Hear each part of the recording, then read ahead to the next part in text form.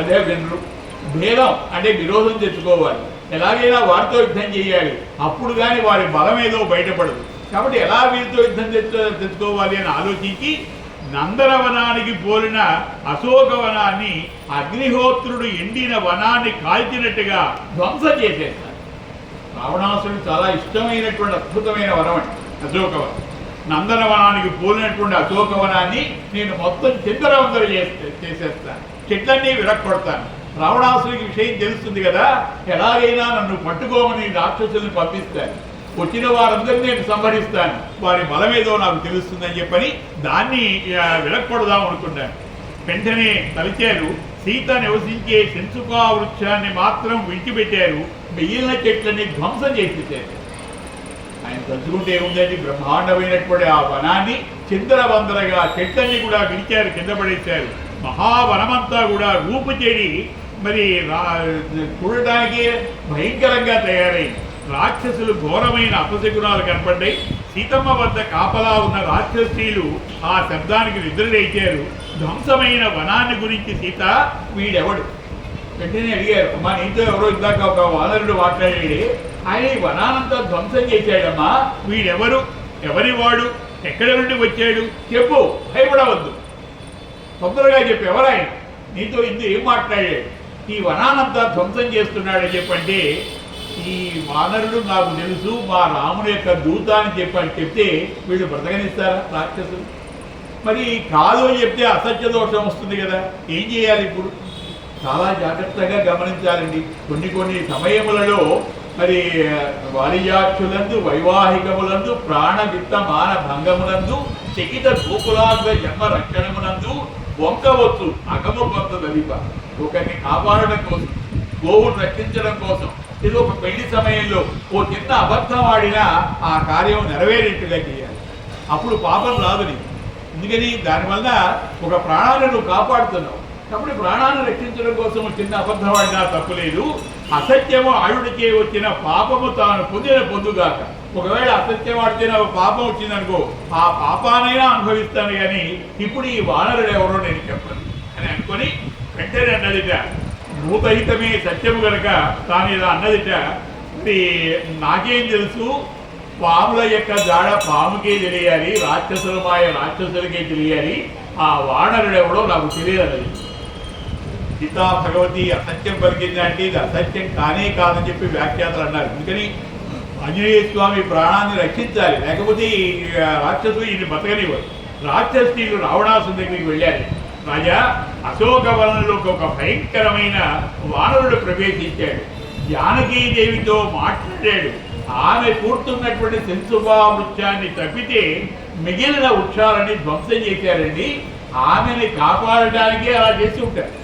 కాబట్టి ఆమెకి ఆయనకి ఏదో సంబంధం ఉండి ఉంటుంది, లేకపోతే అన్ని చెట్లు విడిచిన వాడు సీతమ్మ కూర్చున్నటువంటి వృక్షాన్ని ఎందుకు విరవడు?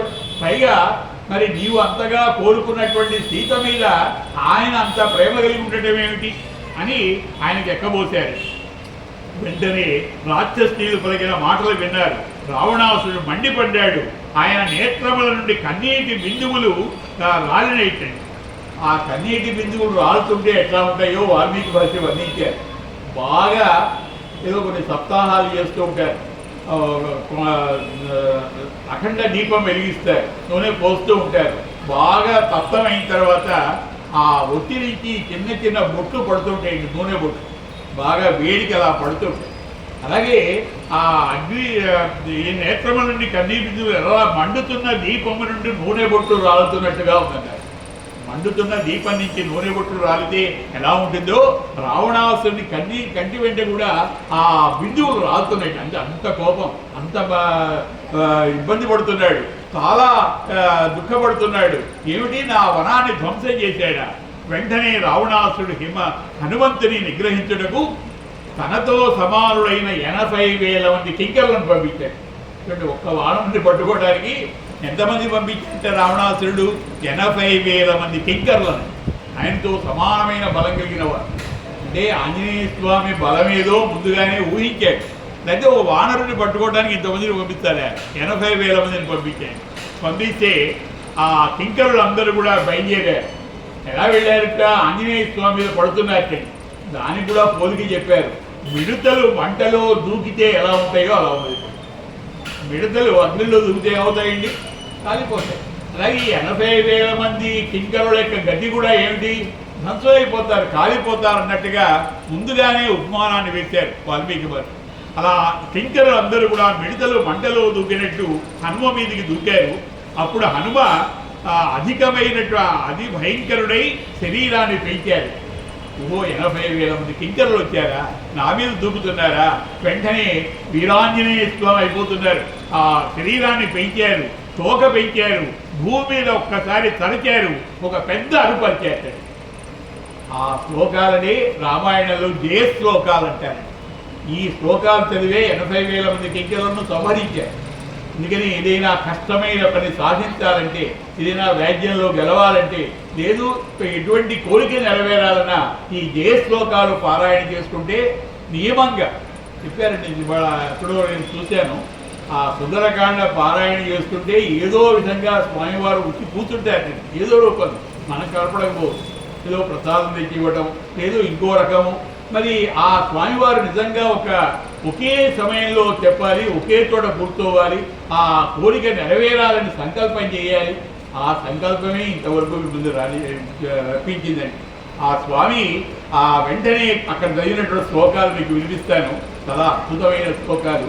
జయత్యతి బలో రామో లక్ష్మణస్య మహాబలః రాజా జయతి సుగ్రీవో రాఘవేణాభిపాలితః దాసోహం కౌసలేంద్రస్య రామస్య అక్లిష్టకర్మణః హనుమాన్ శత్రు సైన్యానాం నిహంత మారుతాత్మజః న రావణ సహస్రం మే యుద్ధే ప్రతిబలం భవేత్ శిలాభిస్తు ప్రహరతః పాదపైశ్చ సహస్రశః అర్దయిత్వా పురీం లంకాం అభివాజ్యత మైథిలీం సమృద్ధార్థో గమిష్యామి మిషతాం సర్వరక్షసాం. ఇవి జయశ్లోకాలు. దాని అర్థం కూడా తెలుసుకుంటే మనం జయత్యదివలో రామో లక్ష్మణస్య మహాబలః అంటే అత్యంత బలశాలైన రామునకు జయమగలుగాక. వారందరూ కింకరులు ఆయన మీద పడుతుంటే ఏమన్నట్టు?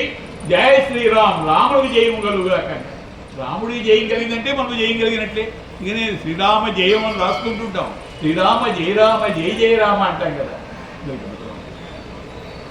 స్వామివారి యొక్క అద్భుతమైనటువంటి అనుగ్రహం ఈ విధంగా మనందరికీ కూడా స్వామివారి యొక్క తీర్థంలాగా స్వీకరించండి. సేదజీవి చక్కగా వినాలని స్వామి సంకల్పం చేశారు. అందరికీ మజ్జిగ కూడా అందజేస్తున్నారు. ఎంత దయామయుడో స్వామి యొక్క కృప, ఇంత అంత కాదు.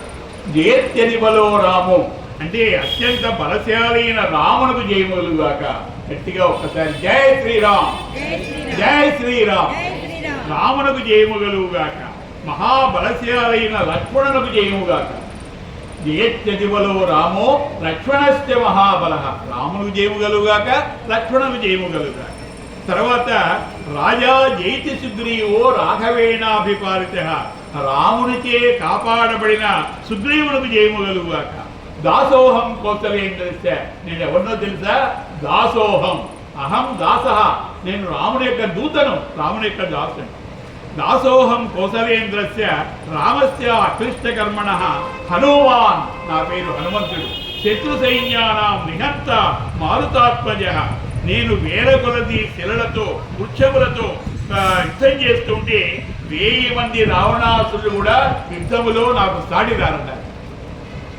హనుమాన్ శత్రు సైన్యానాం నిహంత మారుతాత్మజః నా రావణ సహస్రమే. సహస్రం అంటే 1000 మంది రావణాసులు వచ్చినా యుద్ధంలో నన్నేమీ చేయలేదు.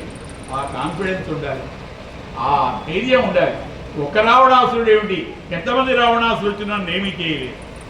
అర్ధయిత్వా పురీలంకాం అభివాజ్యత మైథిలిం సకల రాక్షసుల సంవత్సరంలో నేను ఈ లంకను పీడిస్తాను, సీతాదేవికి నమస్కరిస్తాను, నా ప్రయత్నాన్ని సఫలం చేసుకుంటాను అని ప్రతిజ్ఞ చేశారు.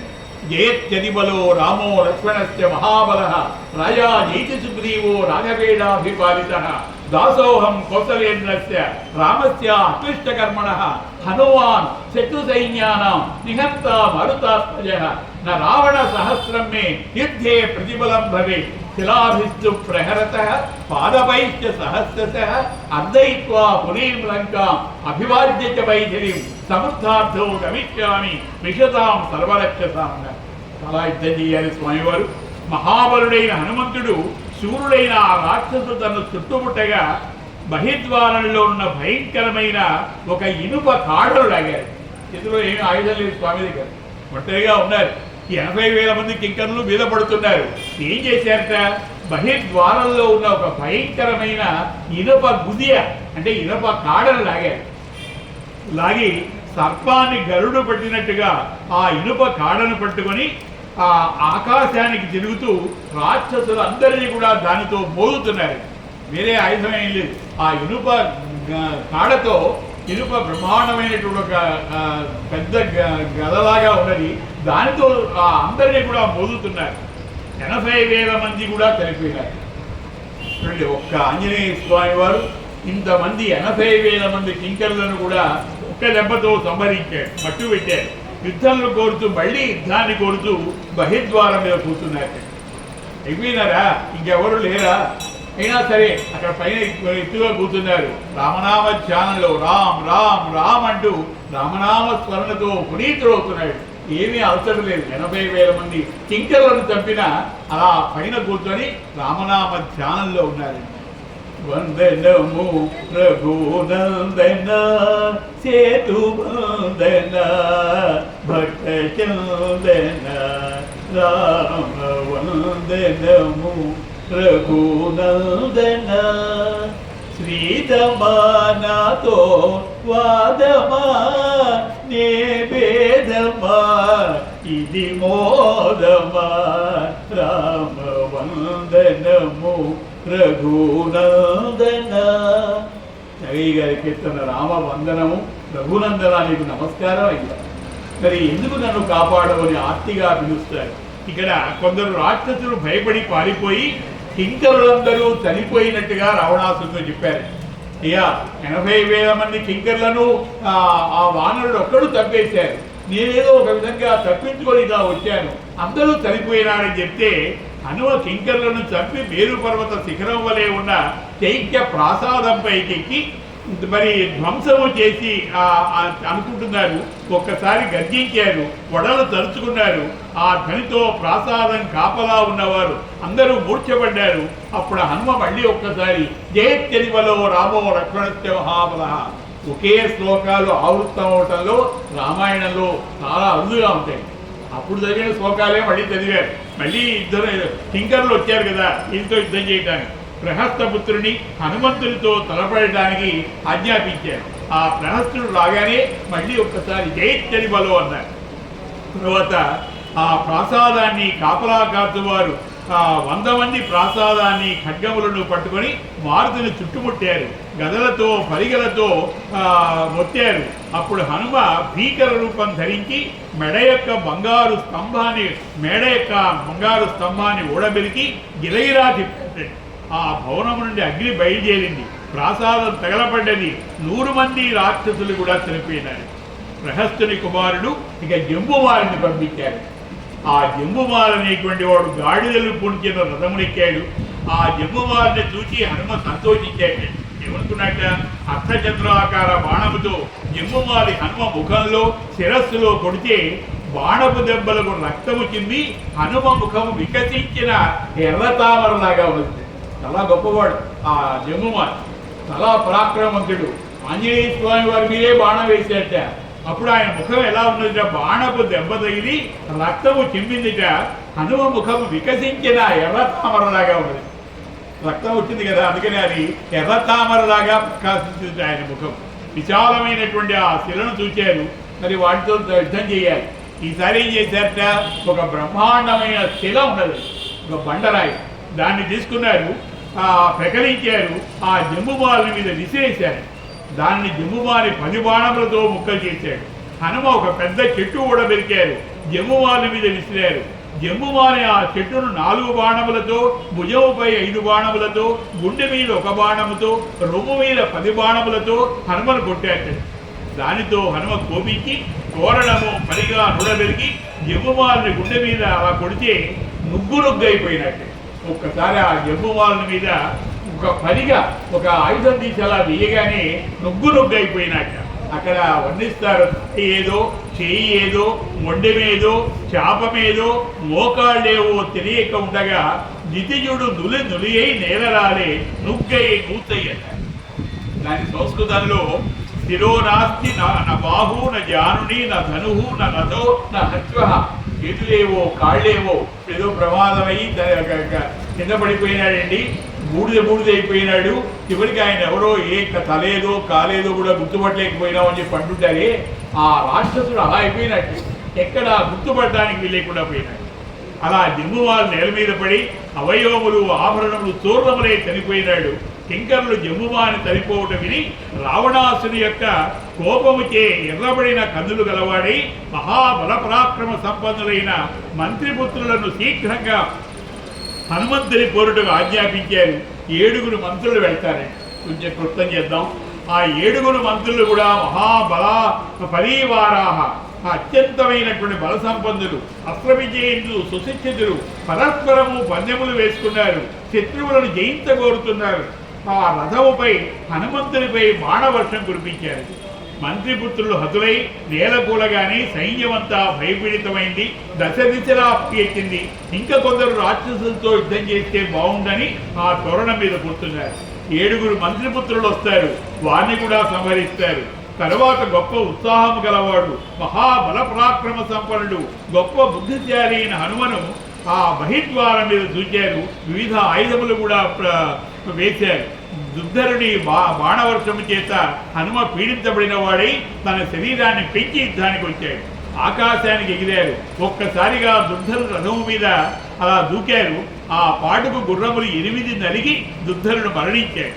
ఆ తర్వాత యూపాచ్యులు ఆ సాల వృక్షాన్ని పెకలించి వెంటనే ఆ 2 కూడా ఆంజనేయ స్వామి వారు చెప్పారు. తర్వాత అక్షకుమారుడు తర్వాత ఇంద్రజిత్తు బయలుదేరుతాడు. ఆ ఘట్టం తప్పగా మనందరికీ కూడా సకల శ్రేయస్సులు కలిగించేటువంటిది. ఆ రావణాసుడు అక్షకుమారుని మీద తన చూపును ప్రసరించాడు. అక్షకుమారుడు వచ్చాడు. ఒక్కసారి ఆంజనేయ స్వామి చూచారట. తతో మహద్బాల దివాకర ప్రభం ప్రతప్త జాంబూనదజాల సంతతము. పరాక్రమవంతుడైన అక్షుడు బాల సూర్యుని వంటి కాంతి గలవాడు. సూర్యుడు ఎలా ప్రకాశిస్తున్నాడో ఈ పిల్లవాడు అక్షకుమారుడు అంతగా ప్రకాశిస్తున్నాడు. వారి ఇరువురి యొక్క యుద్ధము కూడా దేవదానవులు కూడా వర్ణించడానికి వీలైనంత గొప్ప యుద్ధం చేస్తున్నారట. భూమి మీద పెద్ద ధ్వని కలిగింది. సూర్యుడు తప్పించలేదు, వాయువు వీయలేదు, సముద్రము క్షోభిల్లింది. ఆ అక్షకుమారుని యుద్ధ కౌశలానికి హనుమ సంతోషించి, ఈ అక్షకుమారుడు బాలుడైనా ఎంత గొప్పగా యుద్ధం చేస్తున్నాడు, ఎంత పరాక్రమవంతుడు, మెచ్చుకున్నారండి. ఎక్కడైనా మంచి ఉంటే మెచ్చుకోవాలి. ఇంత బాగా యుద్ధం చేస్తున్నాడా, ఇంత చిన్న పిల్లవాడా అని. సరే నేను బాగా చేస్తున్నాడని ఉపేక్షించాననుకో, ఆయన నన్ను బాధించగా మానడు కదా. నాకు యుద్ధం చేయడానికి వచ్చిన వాడు నేను బాగా యుద్ధం చేస్తున్నాడని నేను చేయకపోతే ఆయన ఊరుకుంటాడా? నా మీద బాణాలు వేస్తాడు కదా. అగ్ని పెరుగుతుండగా ఉపేక్షించరాదు. అగ్ని మంటలు మండిపోతుంది కాబో బాగుంది, బ్రహ్మాండంగా చూసాం, ఆ కాంతి చాలా బాగుందని ఎవరన్నా ఉపేక్షిస్తారు. ఉపేక్షిస్తే తనని కాల్చేస్తుంది. కాబట్టి ఇప్పుడు నేనేం చేయాలి? యక్షకుమారుడు బాగా యుద్ధం చేసే మాట నిజమే, కానీ నేను ఉపేక్షించడానికి వీలేదని చెప్పి అనుకున్నారు. వెంటనే ఆకాశంలో సంచరించిన అక్షుని సమీపించారు. అతని పాదములు గట్టిగా పట్టుకున్నారు. ఆకాశానికి ఎగిరిపోయినాడు అక్షుడు. స్వామివారు కూడా ఎగిరారు. ఆయన పాదాలు పట్టుకున్నారు. 1000 మార్లు గిరగిరా గిరగిరా గిరగిరా తిప్పి కింద ఒక్కసారి కుట్టారు ఆ అక్షకుమారుడు. ఆ అక్షకుమారుడు భుజములు, తొడలు, నడుము, మెడ విరిగి కారుతున్న రక్తము చేత దేహము తడిసి ఎముకలు, కళ్ళు నలిగి సంధిబంధములు విడిపోయి ఆ అక్షకుమారుడు చనిపోయినాడు. స్వామి మరల బహిర్ద్వారం దగ్గరికి వచ్చారు. ఇక ఎవరి వల్ల లాభం లేదండి. వెళ్ళిన వారందరూ చనిపోతున్నారు. రావణాసుడు ఏం చేయాలో అర్థం కాదా. ఇంతమంది వీరులను చంపుతున్నాడా? మరి నేరుగా ఇప్పుడు యుద్ధానికి వెళ్ళడానికి వెళ్ళేది. అందరూ అయిపోయిన తర్వాత రాజు వెళ్ళాల్సింది. రాజనీతి కాబట్టి ఇంకెవరున్నారు? ఆయన కుమారులలో చాలా గొప్పవాడు ఇంద్రజిత్తు ఉన్నాడు. ఆ ఇంద్రజిత్తును చూచానట. నువ్వు ఇంద్ర సదృశుడైన ఇంద్రజిత్తును చూచి నీవు అస్త్రములు ఎరిగిన వాడవయ్యా, శస్త్రప్రయోగం చేయి వారిలో శ్రేష్ఠుడవు, నీ పరాక్రమం దేవతలకి కూడా వర్ణించడానికి వీలు కాదు, బ్రహ్మను ఆరాధించి బ్రహ్మాస్త్రాన్ని కూడా పొందేవు నాయనా అని కుమారుడిని బాగా పొగడాడు. కానీ శాస్త్రం ఏం చెప్తున్నదంటే ఎప్పుడూ కుమారుణ్ణి పొగడకూడదు. కుమారుణ్ణి పొగడితే ఏమవుతుంది తెలుసా, ఆయుక్షీణం అవుతుంది. అందుకంటే చిన్నవాడు కుమారుడు మీ వాడు అంత గొప్పవాడనా, వాడి మొహ వాడిదే ఉంది అనగాలి. కానీ మనం అబ్బా అంతవాడు ఇంతవాడని తండ్రి పొగడకూడదు. అది తెలియక కొంతమంది నాన్న నన్ను పొగట్లేదని చెప్పి లోపల కోపాన్ని పెంచుకుంటారు. భారవేని ఒక కవి ఉండేవాడు, చాలా గొప్పవాడు. చిన్నతనంలోనే మంచి పాండిత్యం కలిగింది, కవిత్వం రాస్తున్నాడు, రాజులందరూ సన్మానిస్తున్నారు. నాన్నగారు మాత్రం ఒక్కరోజు మెచ్చుకునేవారు కాదు, లోపల సంతోషపడేవాడు కానీ మెచ్చుకునేవాడు. తల్లితో చెప్పేవాడు, అమ్మా నేను ఇంత గొప్పవాడిని, అందరూ నన్ను మెచ్చుకుంటే నాన్న ఒక్కరోజైనా నన్ను బాగా కవిత్వం రాసావని మెచ్చుకోడేమిటి అని చెప్పి తల్లితో చెప్పుకునేవాడు. చివరికి ఒకరోజు బ్రహ్మాండమైన సభ జరిగింది, సన్మానం జరిగింది. కానీ తండ్రి ఏమాత్రం కూడా స్పందించాల. ఇక ఆయన అనుకున్నట్ట అంత గొప్పవాడు, అంత కవి కూడా చూడండి మనసులో ఒక మాయ కప్పివేసి ఈ నాన్నని ఇక నేను భరించలేను, ఈ నాన్న తల పగలగొట్టి చంపేస్తే కానీ నాకు శాంతి లేదనుకొని ఒక పెద్ద బండ తీసుకొని ఆ అటక మీద కూర్చున్నాడు. తండ్రి గారు వచ్చారు, ఆ భార్య పాపం భోజనం పెడుతూ ఆ రోజే అన్నదిట, ఏమండి మన అబ్బాయి అంత గొప్పవాడై అంత పండితుడైతే ఒక్కరోజైనా మీరు మెచ్చుకోలేమండి, వాడు చిన్నబుచ్చుకుంటున్నాడు, ఎందుకు మీరు మన అబ్బాయిని పొగడరని చెప్పంటే పిచ్చిదానా, నీవు కూడా అలాగే అనుకుంటున్నావా? కుమారుడు గొప్పవాడైనాడంటే సంతోషపడే నాకంటే ఎవరు సంతోషపడతారు, కానీ ప్రత్యక్షంగా పిల్లవాడిని పొగడకూడదు కదా, పొగడితే ఆయుక్షీణం అవుతుంది కదా, అంత మాత్రం నీకు తెలియదా అన్నట్టు. పైన కూర్చున్నటువంటి భారవి ఈ మాటలు విన్నాడు. ఒక్కసారిగా తల తిరిగిపోయింది. అయ్యో ఇన్నాళ్ళు నాన్న పొగట్లేదు అనుకున్నాను, ఇదే కారణమని గబగబా దిగి వచ్చి కాళ్ళు పట్టుకొని, నాన్న ఎంత ఆ తప్పు చేశాను, మిమ్మల్ని తప్పడానికి కూడా సిద్ధపడ్డాను నాన్న, నన్ను పొగట్లేదని అసూయ చెందాను, శిక్ష మీరు విధించాల్సిందే అన్నారు. వీళ్ళైనా నీ తప్పు నువ్వు తెలుసుకున్నావు కదా, చక్కగా ఆనందంగా ఉండట్టి కాదు నాకు శిక్ష వేయాల్సిందే అన్నారు. సరే ఆలోచించి అన్నట్ట, సరే అంత గట్టిగా అడుగుతున్నావు కాబట్టి 6 నెలలు అత్తగారింట్లో ఉండిదారా అన్నట్టు. అంతకంటే శిక్ష కల్లా 6 నెలలు అత్తగారింట్లో ఉంటే ఏమవుతుందంటే 1 రోజు 2 రోజులు అయితే పెరుగులు చక్కగా మర్యాదలు, ఇంకో 4 రోజులు ఉంటే నైనా పొలానికి పోయినా, ఇంకో రోజు ఉంటే అంతకంటే నీచమైన బతుకు ఇంకోటి ఉండదు అంతగా. కాబట్టి 6 నెలలు అత్తగారింట్లో ఉండిరమ్మన్నారు. అటువంటి ఆ భారవి అంత అనుభవించాడు. చూడండి, రావణాసుడు విన్నాడు, యుద్ధం చేయడు, పుట్టవిశ్చయినాడు, తండ్రికి ప్రదక్షిణం చేశాడు, వాడి అయిన బోరడు గల 4 సింహములతో పుట్టబడిన మహావేగముగా రథం మీద ఎక్కారు, యుద్ధభూమికి వెళ్ళారు. అక్కడ వారిద్దరి యొక్క యుద్ధాన్ని వర్ణిస్తారు. ఒకరిని మించి ఒకరు చేస్తున్నారు. ఆంజనేయ స్వామిని పట్టుకోవడం ఈ ఇంద్రజిత్తుకు చేత కావట్లా, ఇంద్రజిత్తుని అదుపు చేయడం ఆయనకు సాధ్యం కావట్లా. భయంకర ఇంద్రజిత్తు దగ్గర బ్రహ్మాస్త్రం అంటే తిరుగులేదు, దాని చేత ఎట్లాంటి వాడైనా బంధించబడవలసినది. బ్రహ్మదేవుడు ఇచ్చాడు కాబట్టి అది ఒక్కసారి ఆ బ్రహ్మాస్త్రాన్ని ప్రయోగించాడు. బ్రహ్మాస్త్రం ప్రయోగిస్తుంటే బ్రహ్మదేవుడు లీలగా కనపడ్డాడు ఆంజనేయ స్వామి వారికి. అయినా బ్రహ్మాస్త్రాన్నైనా గౌరవించవయ్యా, ఇప్పుడు బ్రహ్మాస్త్రం కూడా పనిచేయకపోతే బ్రహ్మాస్త్రం చేత కొద్ది క్షణాలు నీవు బద్ధుడవుతావును శాపం ఉందయ్యా. కొద్ది క్షణాలే ఆ బ్రహ్మాస్త్రం చేత ఆంజనేయ స్వామి బద్ధుడవుతాడని ఒక శాపం ఉన్నది చెప్పాట. ఆంజనేయ స్వామి కూడా అనుకున్నారట, నా ఉద్దేశం ఏమిటి, రావణాసురుడిని చూడాలి, ఆయన హృదయం ఏదో తెలుసుకోవాలి, ఆయనతో మాట్లాడాలి, ఇంకా చాలు ఎంతమందిని చంపుతాను, బద్ధుడు అవుతానులే అని ఒక్కసారిగా బద్ధుడైనాడు. బ్రహ్మాస్త్రం చేత బద్ధుడైనాడు కదా. అప్పుడు ఈ విధంగా బద్ధుడైనటువంటి మరి హనుమ కదలిగలేక ఉంటే రాక్షసులు దూకి, ఓ అయిపోయింది, వానరుడు అయిపోయినాడురా, మరి బద్ధుడైనట్టున్నాడు, ఇదే సమయం అనుకున్నారు. గబగబా జనపద నారాలు తీసుకుని వచ్చారు, దాన్ని ఉండలుగా కట్టారు, పెద్ద తాడుగా చేశారు. ఆ బ్రహ్మాస్త్ర బంధంలో ఉండగానే బ్రహ్మాస్త్రము చేత బద్ధులైన తర్వాత ఇంకేదైనా అస్త్రము చేత కనుక బంధిస్తే ఈ బ్రహ్మాస్త్రం కాస్త విడిపడిపోతుంది. బ్రహ్మాస్త్రం కాస్త విముక్తులైపోయాడు ఆంజనేయ స్వామి వారు. అయినా అలా కూర్చున్నట్ట, అస్త్రబంధము వేరొక బంధనములు నిలవదు, అహో మహత్ కర్మకృతం నిరర్ధకం, అయ్యో నేను చేసిన మహాకార్యం ఇలా నిష్ఫలమైందా. అనుకుంటున్నాడు ఇంద్రజిత్తు. నేను బ్రహ్మాస్త్రం ప్రయోగించాను, మీరందరూ మళ్ళీ వచ్చి తాళ్లతో కట్టారు, ఆ బ్రహ్మాస్త్రం కాస్త విడిపోయింది కదా, ఒకమారు బ్రహ్మాస్త్రం ప్రయోగించిన తర్వాత ఇంకోసారి ప్రయోగించడానికి అవకాశం లేదు, ఇంకా నేను చేసేది ఏమీ లేదు అనుకున్నాను. అప్పుడు క్రూరుడైన రాక్షసులు హనుమను కట్టెలతో కొట్టారు, పిడికిళ్లతో పొడిచారు. రాక్షసులైన రావణాసుని చెంతకు అలా తీసుకుని వెళ్ళారు. మదించిన ఏనుగులాగా ఆ వానర శ్రేష్ఠుడైనటువంటి మరి బంధించబడ్డ చూచి రాక్షసులు చాలా ఆనందపడ్డారు. అమ్మో, ఇంతగా అశోకవనాన్ని ధ్వంసం చేసినవాడు, ఇంతమంది రాక్షసులు చంపినవాడు ఈ వానరుడైనా, ఈయన బంధించబడ్డా అని అందరూ కూడా తేరిపార చూస్తున్నారు. ఈయనెవరు, ఎక్కడి నుంచి వచ్చాడు, ఇక్కడికి ఎందుకు వచ్చాడు, ఆయన పేరేమిటి, ఆ వానరుడిని గురించి తెలుసుకోండి అని చెప్పని ప్రహస్తుడిని ఆజ్ఞాపించాడు. సభలోకి వచ్చారు, రావణాసుడి యొక్క సభలోకి తీసుకుని వచ్చారు. రావణాసుడు చూచాట. చూసినప్పుడు అనుకున్నారు, అహో రూపం, అహో ధైర్యం, అహో సత్వం, అహో జ్యుతి, అహో రాక్షసరాజస్య సర్వలక్షణయుక్తత. రావణాసుడిని చూడగానే ఆంజనేయ స్వామి అనుకున్నారటండి, వీడైనా రావణాసుడు, అహో రూపం, ఆహా ఏమి రూపము, ఏమి పరాక్రమము, ఏమి కాంతి, రాక్షసరాజు సర్వలక్షణ లక్షితుడు, చాలా గొప్పవాడు, ఈశ్వరాంశ మరి షట్కాల శివపూజ దురంధరుడండి. రావణాసుడు సామాన్యుడా, గొప్ప వేద పండితుడు, మహానుభావుడు. అయితే కారణాల చేత త్వరగా నారాయణమూర్తిని చేరాలి అని రాముడితో విరోధం పెట్టుకొని ఈ విధంగా త్వరగా జయమీయలే విధంగా వచ్చారు కదా, త్వరగా వెళ్ళాలనేటువంటి భావంతో ఇలా జరిగింది.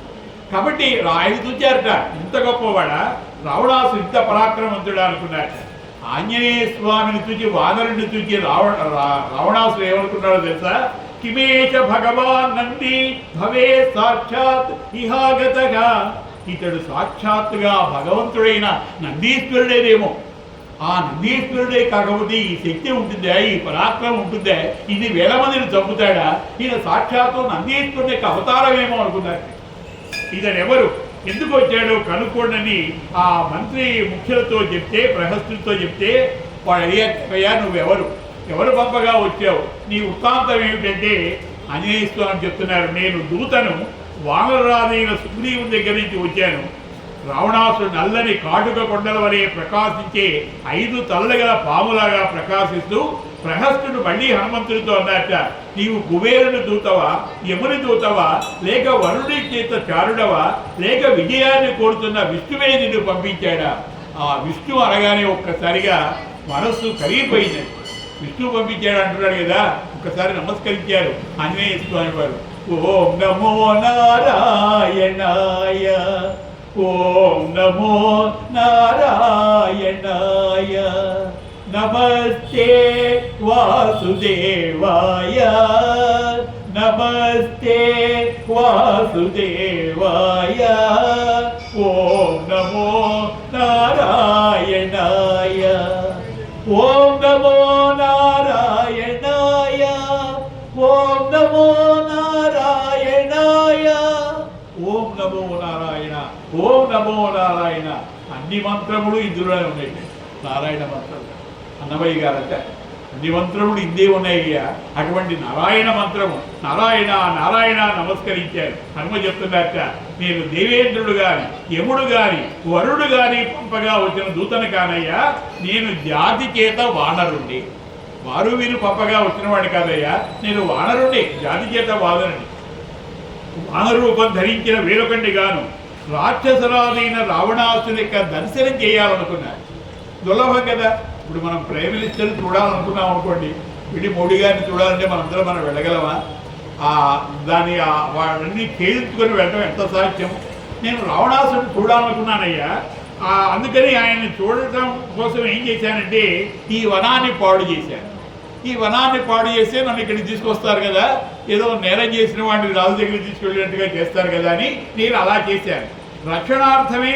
మరి ఎందుకు వీళ్ళందరినీ చంపే ఉంటావేమో, నేను కావాలని చంపలేదయ్యా, వారందరూ నా మీద యుద్ధానికి వచ్చారు, అందుకని వీరందరూ నేను చంపాను. ఎంత చమత్కారంగా చెప్తున్నాడు. నేను జాతి మాత్రం చేత వానరుణ్ణి, ఏదో రావణాసుని చూడాలనుకున్నాను, అందుకోసం అని చెప్పి వనాన్ని ధ్వంసం చేశాను, వీరందరూ నన్ను ఏదో చంపడానికి వచ్చారు, అందుకని నేను వాళ్ళందరినీ చంపానన్నా.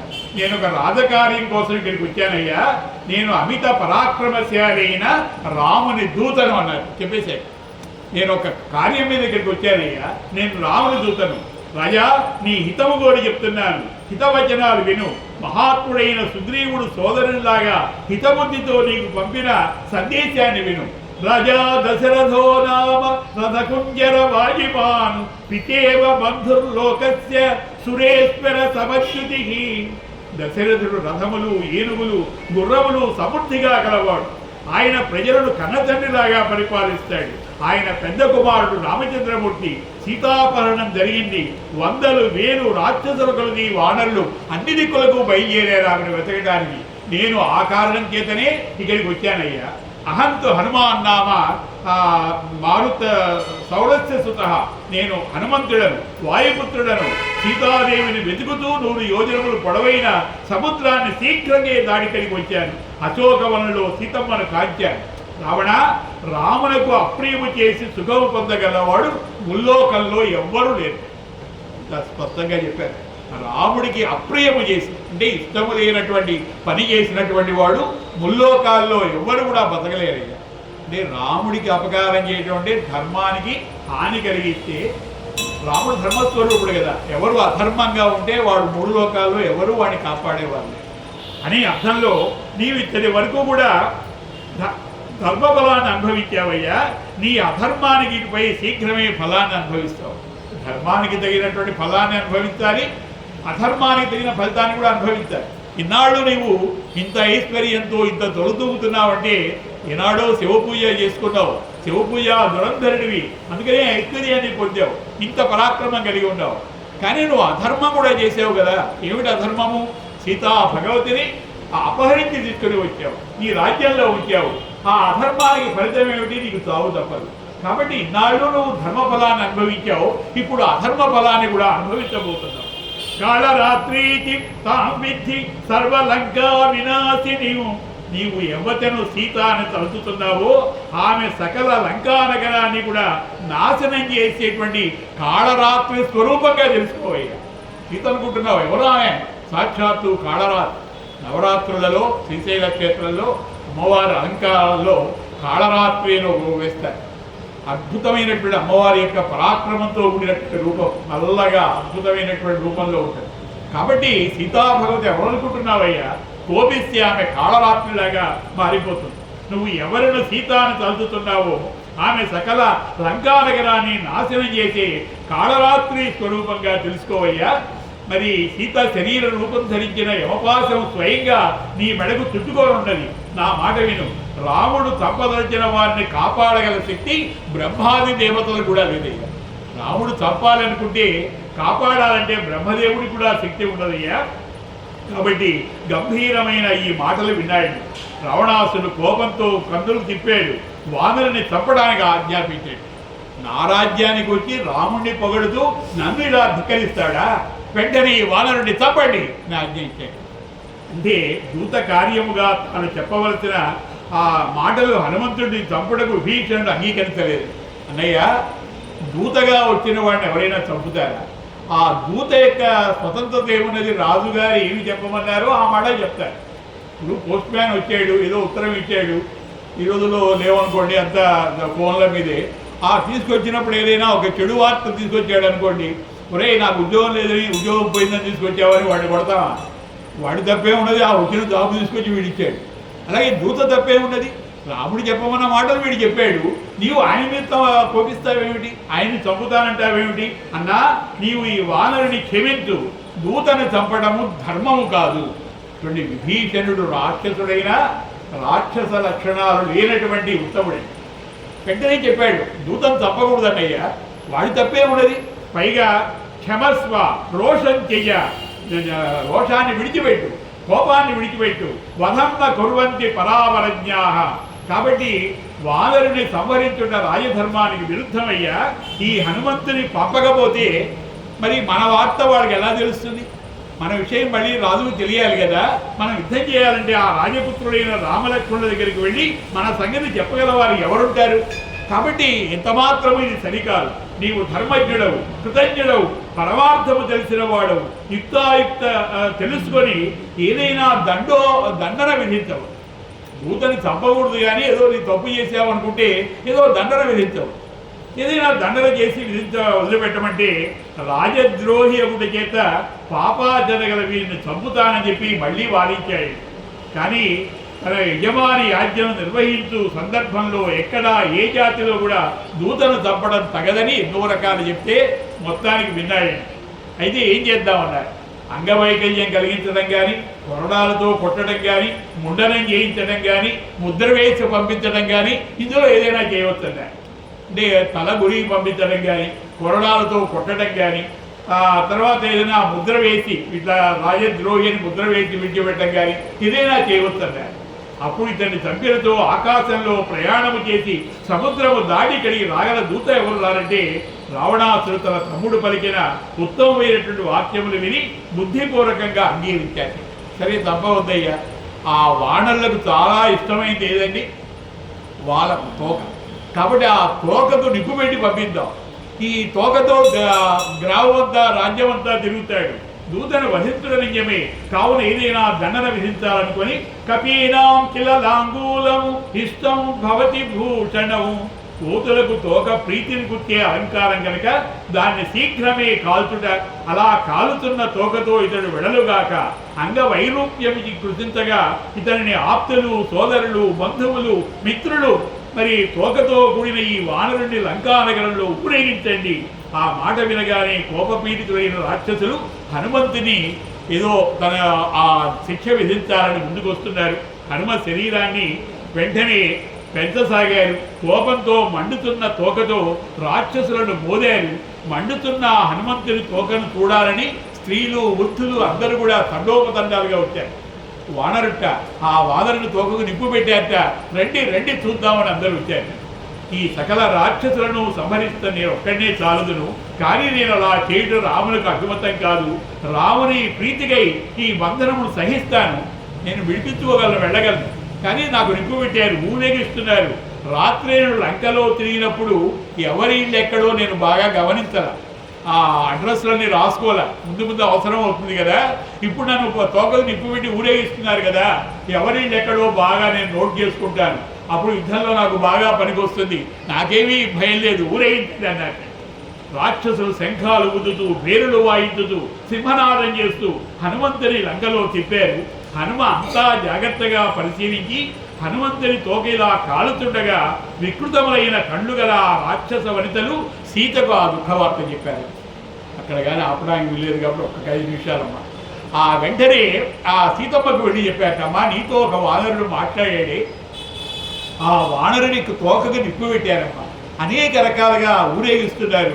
అసలు ఆయన జీవిస్తాడో లేదో తెలియదు, మంటలు మండిపోతున్నాయి అనగానే తన ప్రాణానికి అపకారం కలిగితే ఎలా బాధపడుతుందో అంతగా బాధపడుతుంది.